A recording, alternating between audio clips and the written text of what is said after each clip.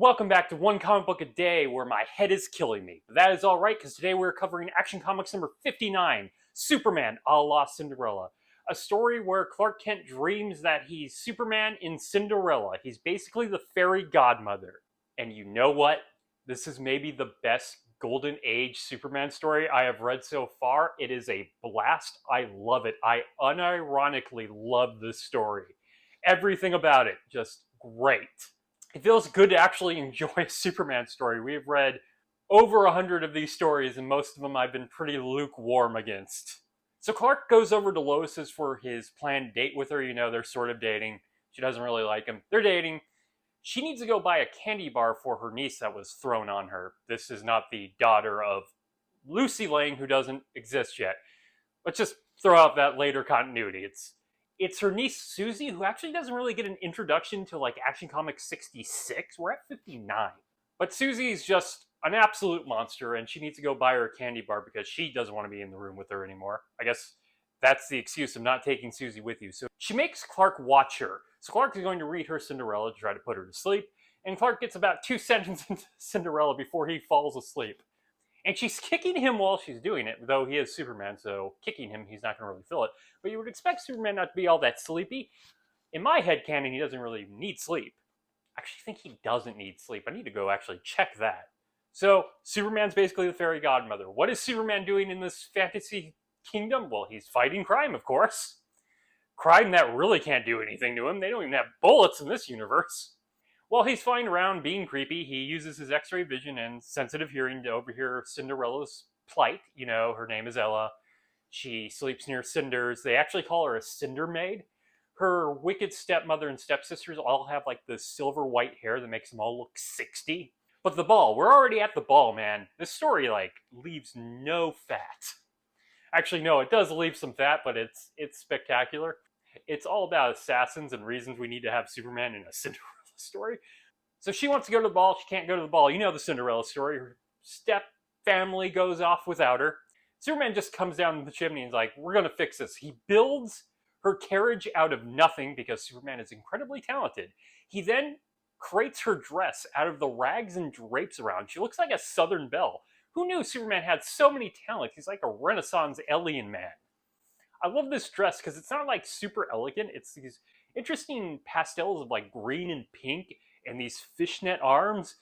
Like I said, it looks like a Southern belle dress. It doesn't look like this elegant dress, but I love it so much. Do you think he cleaned all that stuff before he made that dress in seconds? And because he doesn't have the power to turn anything into anything yet, we can always just add power to Superman. It doesn't really matter. He runs her carriage like a rickshaw. You know, at the point he's going to just run the carriage, why doesn't he just carry her? I mean, it is weird to show up at the palace with Superman just carrying her. That's maybe slightly worse than him pulling the carriage. So she shows up, everyone's distracted by her, no one recognizes her. There is no magic here, and she has to leave. There's actually a second ball she goes to, and this time Superman puts a ticking clock, something I had a hard time saying, man. This is like the 5th take, on the whole situation by saying she needs to get back by midnight because he has a crime wave to take care of. I love this comic. No, the match is not going to go out. Superman has better things to do than you hitting on the prince. And crime happens at midnight. I think I'm crying. It's so beautiful. It's so good. This time, the wicked stepmother runs into an assassin and sends her to go kill the woman the prince is dancing with because, man, we need stakes for Superman to deal with. And yeah, Superman's around, so that assassin's gonna do nothing.